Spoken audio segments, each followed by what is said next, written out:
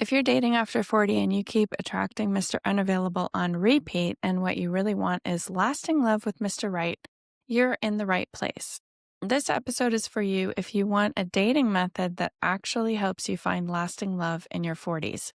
Let's get started. Welcome, I'm Truly Eleanor, intuitive dating coach, helping women over 40 find Mr. Right without wasting time on UGs, unavailable guys. After 17 years coaching hundreds of women around the world and overcoming my own patterns in my 40s to meet the love of my life, I know this to be true. Love is closer than you think. If you want dating advice that actually works, make sure you subscribe to my channel. New videos every week. This week's episode is very exciting because it is the season finale for season 4. I can't believe it. We've been on such a journey in season 4 around emotional healing to find love within yourself and to find that love that you're looking for that feels like home. I'm going to do a wrap up of the season and also talk about my dating method that I've used with hundreds of women around the world, as well as myself, of course. Season 4, I really wanted to highlight how healing fuels hope and resilience,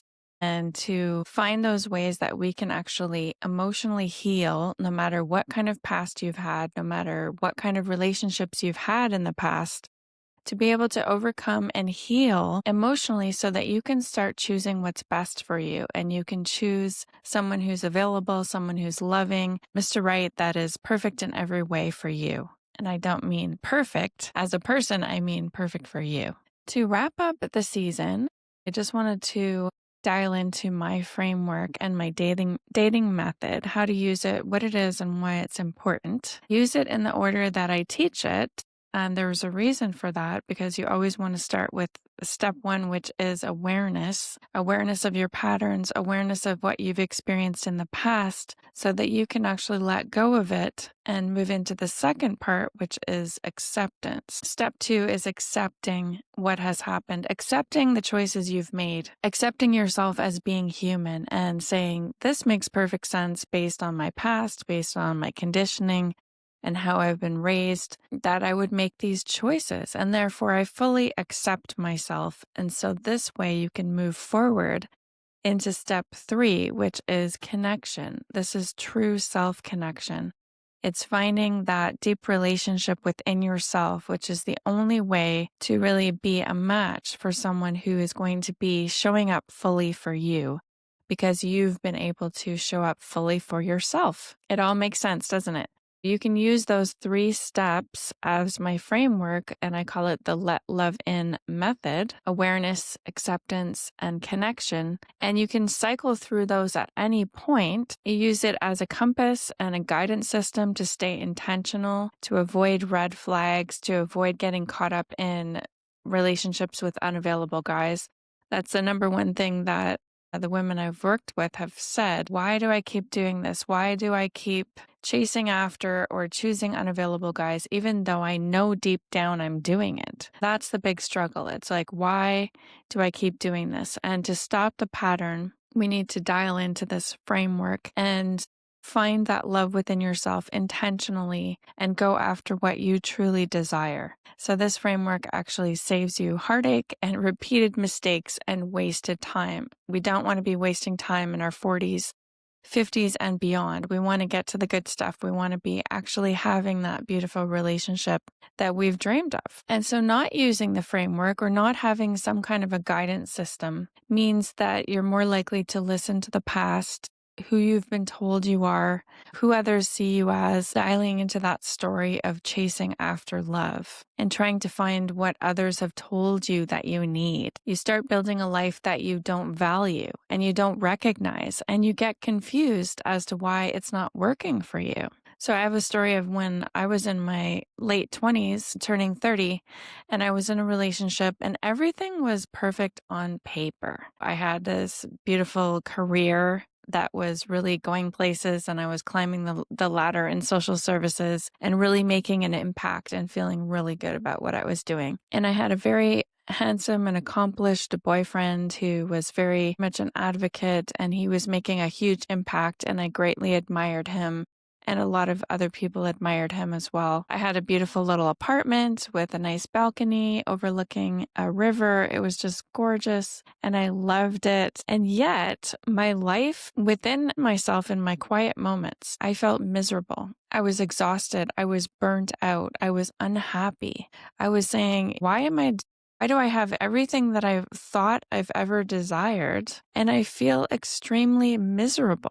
When I healed the reason I valued other people's goals and finally realized that I was living a life that was just on paper and wasn't what I truly desired, it wasn't what I actually wanted, I was able to break those chains of other people's opinions and expectations. I had to pretty much blow up my life. I quit my job, moved from my apartment. I broke up with my boyfriend, and I went on a big adventure to Africa. And I talk about that in other podcast episodes, but I just wanted to highlight the fact that sometimes we create things when we don't have that intentional inner work and that healing that I've highlighted in season 4, the work that we need to do in order to get to what we really want and not create this paper cutout of ourselves and a paper cutout of our lives that we don't actually enjoy, and that brings about a deep longing for what we truly desire. And I remember feeling deeply miserable because I had created something that took a fair amount of effort to create. And I felt like I was in an uphill battle. I wasn't getting any happier. I wasn't finding any more fulfillment. I wasn't happy with what I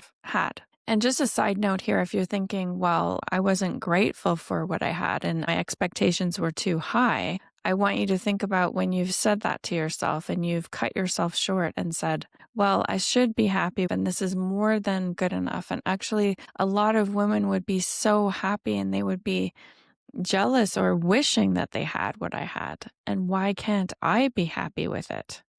It's because it's not the life that you truly desire. If you tuned into your heart and tapped into that intuition and your guidance system, you would realize that you had created a false image of yourself, a false structure, if you will, of the life that you were supposed to have. And so that has nothing to do with being unhappy or dissatisfied or having too high standards or being too much. Those are some of the beliefs that I actually went through in past episodes in season 4, is healing those limiting beliefs and healing those ideas and stories of ourselves that makes you stay. So I stayed in that life for over 2 years, feeling more and more miserable and having less and less energy. And physically, my body started to break down because it was crying out and saying, please, we can't do this any longer. We don't want this life. And so please put aside, or at least examine more deeply, that idea of she was just being ungrateful or her standards are too high. And ask yourself right now if you've ever told yourself that. And then go back through the episodes in season 4 where I talk about those limiting beliefs and healing those. And that's what healing does. That's what emotionally healing does. It helps you to let go of those false beliefs. It helps you to let go of the shoulds, the obligations, the expectations that you're living of other people's lives, or maybe your parents' expectations. And, to go past that so you can finally dial in. And the last part of my framework is the let love in dating method is to deeply connect to yourself. It's connection. It's realizing, well, I don't actually want this. And I feel less connected to myself. And that's probably where some of my unhappiness and my misery came from, because I was totally disconnected. I was a talking head, so I was just in my mind and mentally creating things, but I wasn't in my body and I wasn't in my heart, and I didn't feel connected to others. I didn't feel connected to myself or my life. When I changed the structure of my entire life and what I was looking for, I began to advocate for myself internally, for emotional openness, for vulnerability and kindness and true self-expression. Those became my guiding lights and what you can use in my framework, because that's part of the awareness of self. That's part of the acceptance of self. And that's part of the connection to self. That's what I wanted to find the most, is someone who was expressive, attentive to my needs and wants, and myself as well, being attentive to my own needs and wants, and someone I could share that special connection.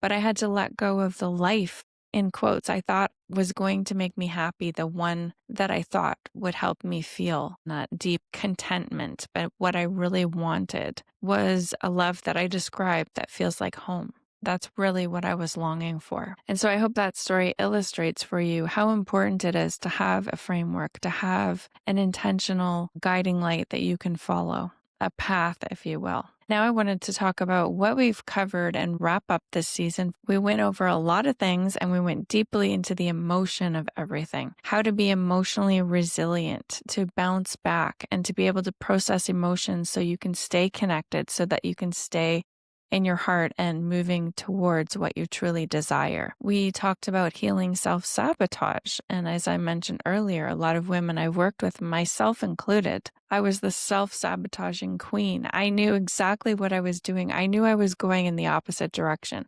I knew deep down that some of these relationships were toxic or not meant for me, or even having nothing to do with the other person, just totally in the wrong direction of what I wanted to create. We talked about how you can start choosing what you want in love and what to do if you feel stuck or hopeless. So many of us, and I've been there many times, where I just felt like this is not going to work. I'm literally never going to find love.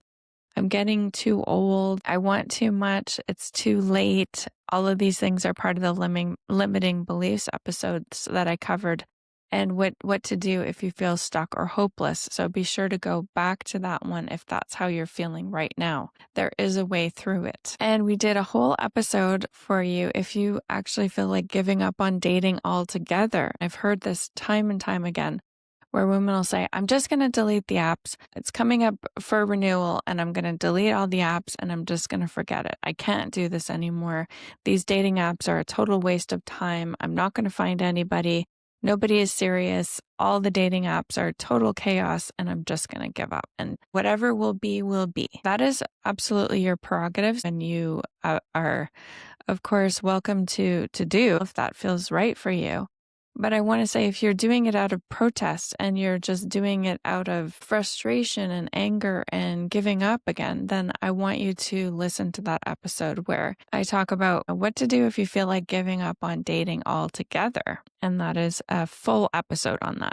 We also did navigating the emotional roller coaster. That is the dating experience over 40, especially, and nowadays. And that one is a very powerful episode as well, because we need to know how to process our emotions, how to connect to ourselves, how to be aware of what's going on, what's holding us back, and what gives you strength and what nourishes you, what will keep you feeling good about yourself and feeling joyful as you go through the dating process, no matter what is happening or no matter what the outside circumstances are. I want you to be able to express yourself fully, even if the dating doesn't seem to be going so well and things are kind of going sideways, to continue to move forward and be able to navigate what I call the emotional roller coaster. My final parting words for this season is, you can do this. You can find true love after 40. It is absolutely possible for you.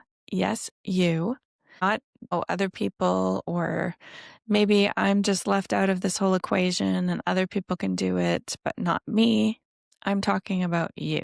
The right person is out there for you. That's another one I want you to hang on to. If you need inspirational, practical tools for emotional healing, then go back and listen to season 4. Or if you just need a pick-me-up, that's what I'm here for, to tell you that pinch me love is closer than you think and you can have lasting love. And I want to thank you so much for listening. I'm so grateful for you being part of my community. And if you're watching the video, you'll see that the sun is just shining brightly into my face right now, which is beautiful, but might not be so great on the video. But I want to thank you for being here. I'm so grateful for having you here. I'll be taking a hiatus until the new year, January 2026. Until then, you can go back and catch up on the previous season. And I even have a holiday survival guide for single women. It's episode number 12. So that's season 1 finale. If you need extra support over the holidays, please go back and listen to that. There's some very practical tips on how to navigate through the holiday holiday season with joy, with presence, and still enjoy yourself despite getting